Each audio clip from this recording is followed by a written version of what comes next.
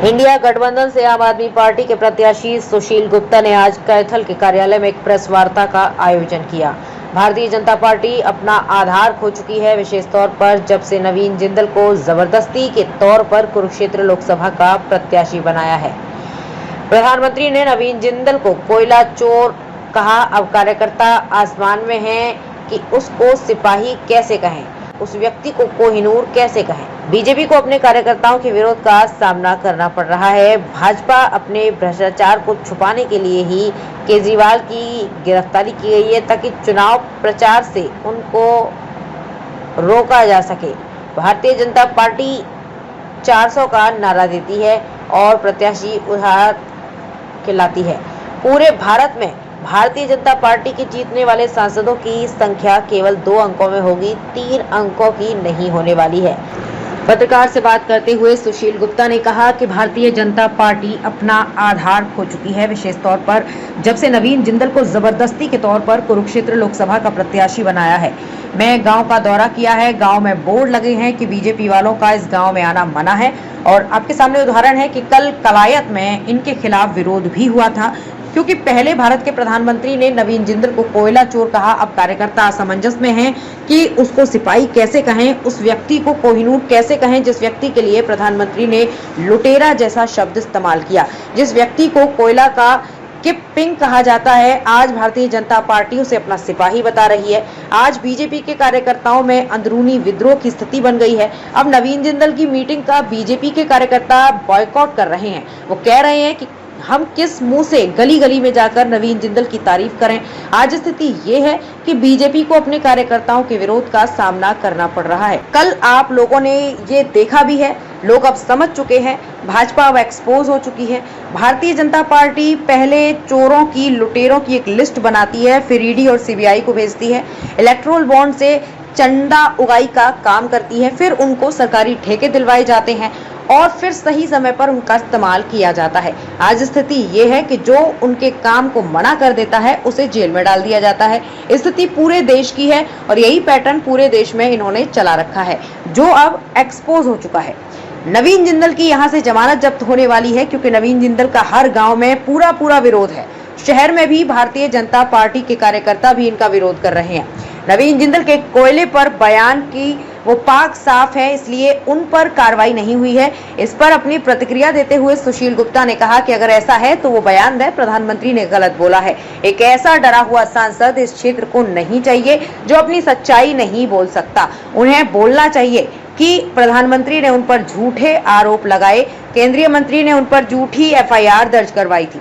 Electoral bond के मुद्दे पर बोलते हुए उन्होंने कहा कि इस मुद्दे को दबाने और अपने भ्रष्टाचार को छुपाने के लिए ही केजरीवाल की गिरफ्तारी की गई है, ताकि चुनाव प्रचार से उनको रोका जा सके।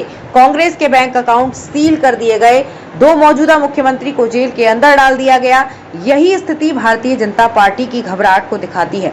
भारतीय जनता पार्टी 400 पार का नारा देती है और प्रत्याशी उधार के लाती है। पूरे भारत में भारतीय जनता पार्टी के जीतने वाले सांसदों की संख्या केवल 2 अंकों में होगी, 3 अंकों में नहीं होने वाली है।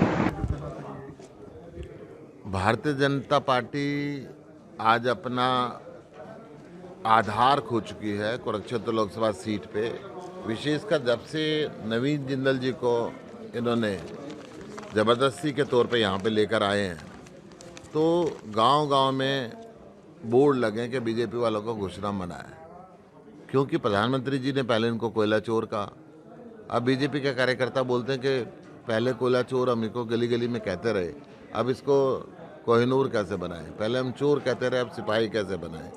जिस व्यक्ति को भारतीय जनता पार्टी के नेताओं ने देशद्रोही तक कह दिया, जिस व्यक्ति के लिए प्रधानमंत्री ने लुटेरों जैसा शब्द यूज़ किया, जिस व्यक्ति को सबसे बड़ा कोयला चोरी का किंग पिन बताया गया, जिस व्यक्ति को देश का सबसे बड़ा कोयला चोर कहा गया, अब बीजेपी उसको अपना सिपाही बता रही है। बीजेपी के कार्यकर्ताओं में अंदरूनी विद्रोह की स्थिति हो चुकी है। अब नवीन जिंदल की मीटिंग का बीजेपी के कार्यकर्ता बायकॉट कर रहे हैं। भाजपा के कार्यकर्ता कह रहे हैं कैसे, किस मुंह से हम गली गली जाके उनकी तारीफ करें, और बीजेपी के कार्यकर्ताओं का ही विरोध का सामना नवीन जिंदल जी को करना पड़ रहा है। कल आपने ये देखा भी होगा यहाँ पे। कुरुक्षेत्र की जनता असलियत समझ चुकी है, अब चाहती है कि ये जो एक्सपोज हुए हैं, भाजपा का एक फिक्स पैटर्न है। भाजपा पहले चोरों की, लुटेरों की एक लिस्ट बनाती है, फिर उनके आईडी और सीबीआई भेजती है, फिर इलेक्ट्रल बॉन्ड से उनसे चंदा उगाती है, फिर उनको सरकारी ठेके दिलाती है, फिर उस ठेके से चंदा खाती है, सही समय पे उनका इस्तेमाल करती है। तो आज जो मना करता है इस्तेमाल होने से, उसको जेल में डाल देती है। तो ये स्थिति पूरे देश के अंदर इनका पैटर्न है, जो पैटर्न एक्सपोज हो चुका है। जिस तरीके से अभी नवीन जिंदल उतरे हैं मैदान के अंदर, आपको कितना लगता है? नवीन जिंदल जी की जमानत जब्त होने वाली है। नवीन जिंदल जी का हर गांव के अंदर पूरा विरोध है। शहरों के अंदर भी भारतीय जनता पार्टी के कार्यकर्ता उनका विरोध कर रहे हैं। यानी कोयले की दलाली पर उन्होंने बयान दिया कि अगर मैं साफ था इसलिए मैं अभी तक मेरे पर कोई कार्रवाई नहीं हुई। तो ये बोले ना, प्रधानमंत्री जी ने झूठ बोला था। एक ऐसा डरा हुआ सांसद क्षेत्र को नहीं चाहिए जो अपनी सच्चाई नहीं बोल सकता। वो बोले कि प्रधानमंत्री जी ने उनके ऊपर झूठे आरोप लगाए थे। वो बोले कि केंद्रीय मंत्री ने उनके ऊपर झूठी FIR दर्ज कराई थी। कहीं ना कहीं केजरीवाल के अंदर जाने के बाद इलेक्ट्रिकल बोर्ड का मामला दम नहीं है। इलेक्ट्रिकल बॉन्ड के मुद्दे को छुपाने के लिए ही, भारतीय जनता पार्टी ने अपने भ्रष्टाचार को छुपाने के लिए ही अरविंद केजरीवाल को अंदर किया है, ताकि चुनाव प्रचार से भी उनको रोका जा सके। कांग्रेस के खातों को सील कर दिया, दो मौजूदा मुख्यमंत्रियों को जेल के अंदर डाल दिया। ये स्थिति भाजपा की घबराहट दिखाती है। अब भारतीय जनता पार्टी जो 400 पार का नारा देती है, कैंडिडेट उधार लेती है। भारतीय जनता पार्टी अब 2 डिजिट के अंदर इनके सांसद रहने वाले, 3 डिजिट में नहीं आने वाले।